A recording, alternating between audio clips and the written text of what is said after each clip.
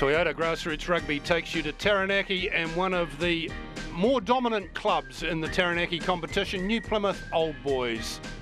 They win an awful lot. It's Old Timers Day here on Anzac Day, so they're getting ready here for the luncheon before the big game as all the old fellas get together to talk about how good they once were. And I tell you what, there's been some good players. Look at all those black jerseys on the honours board there. There's been some great players come through this club. Gordon Slater, who played approximately 1 million games for Taranaki, and Paul Tito, who played about 750,000 for them. There's some of the more recent top grade players to have come out of this club. These old guys remember when there were other fellas around in the New Plymouth Old Boys Club who were just as prominent. Hi, I'm Morris West and welcome to New Plymouth, the best little city in the world. And today we're coming from the New Plymouth Old Boys ground of Vogeltown Park. It's Old Timers Day here, and not only that, it's also Anzac Day. And joining me is one of the old timers, Pete Sauce Saunders. Well, we've obviously got one of the old timers because you're allowed to have nicknames back in those days, Pete. Everybody had a nickname. Where they came from, I know not, but Taranaki is renowned for people having nicknames. Okay, so this is a big game today. It's old foes, you know, meeting once again from New Plymouth here. Two Copper, your biggest foes of all.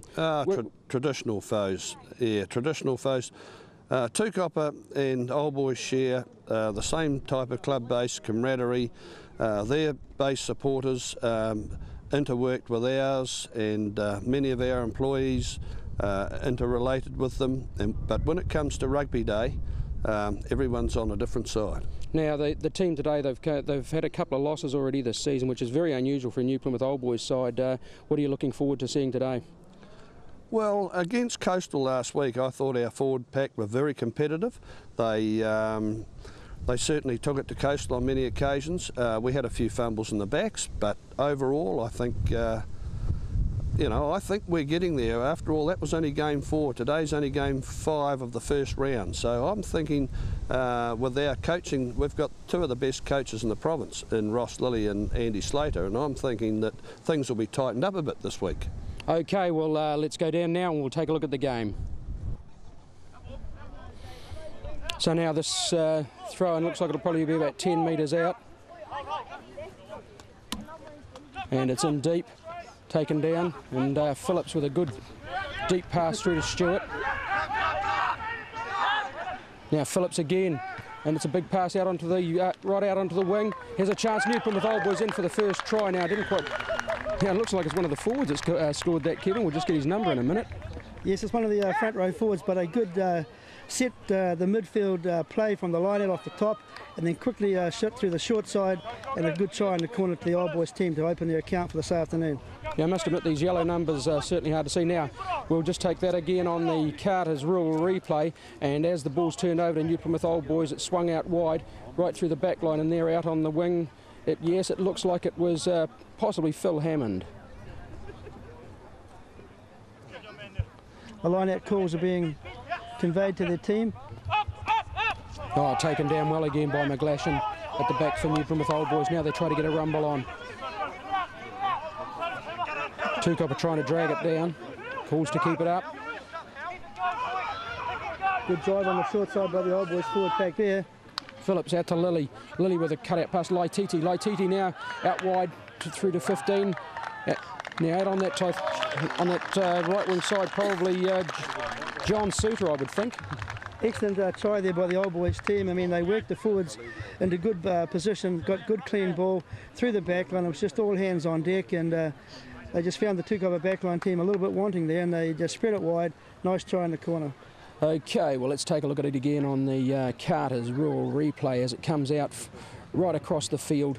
Lilly gets it out through now, out through deep in the back line, through past Stewart, onto Suter. Suter, well, joining was Fabish, and it's out to Suter, and Suter over in the corner. Yes, lovely try for New Plymouth Old Boys. And it's battered down by Vince Proctor.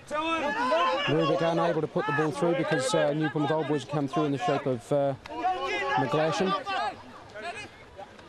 It's still there for Two Copper. Two Copper still using their forwards as their main chance. Now New Plymouth Old Boys have picked this ball over, and it's kicked through by Baden Phillips. Now back into Sutter, back into Kraft Shemesh, should I say. Now Kraft Shemesh with a great run up the middle of the park, but he's dragged down. A good tackle there by Fabish. Yeah, he's the player I talked about earlier, Morris, that came from Poverty Bay, top try scorer for the Poverty Bay team last year, and now he's playing for the Two Copper colours. Now Samupu tries to take the ball through for Two Copper. It's set up there as Tuifua finds Vince Proctor. Now Proctor through the middle. Well, actually no, Proctor, once again they've done it to us. They've got jersey numbers around the wrong way. Jack Cameron with a little kick through, and this ball will go out. We'll be able to throw in 5 metres, but referees found a penalty here. Jack Cameron now about to take the shot for goal. Oh, and Cameron, trusty, straight down the middle, 3 penalties. That takes the score 14 points to 9 in favour of New Plymouth Old Boys. So there we have half-time in this game. New Plymouth Old Boys leading by 14 points to 9 over Two Copper. So now feed by Phillips. He's tapped at the back, and Sooners manages to pick it up, but it's very untidy. They're still getting close as they head towards the line. It's picked up once again, I think, by Cathcart, and I think Cathcart's over. Well, that's his second try of the day. Yes, and a good forward effort by Cathcart. It came off the back of the scrum. Ben Sooners made the initial surge, and then at the ruck phase, Cathcart got in there as a good hooker and just buried away for a good try.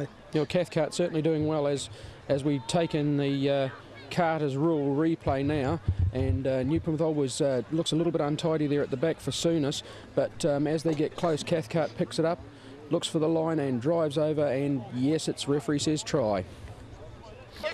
So Two Copper will be playing the next 10 minutes with only 14 men as well. They certainly didn't need that. No, they didn't, because they've been in this game all this afternoon, and little frustrations, created from the errors that the referee we felt was made, is now going to give the Two Copper side a lot of spirit to get through and try and get a win this afternoon.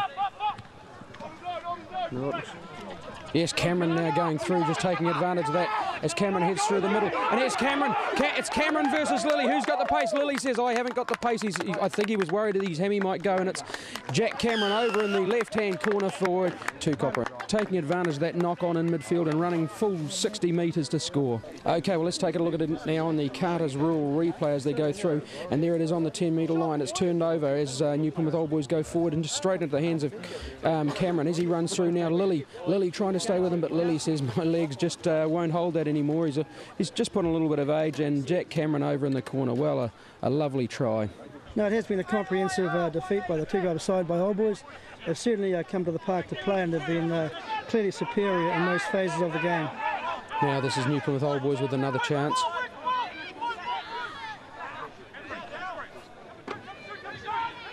As they look to drive over in the corner. They're pushed out. So it looks like they'll have to feed it out through the back line. It's there for Phillips. Now, Phillips finds Lilly. Lilly cut out onto Laititi. Now, big cut out to Muir. Now, Muir has it well picked up, but there's still plenty of work to do here. As they look to, yeah, well, that should be a penalty. Yeah, it's definitely penalty to Two Copper in that case, because they not only did they drive in over the top, it was just dangerous driving as well.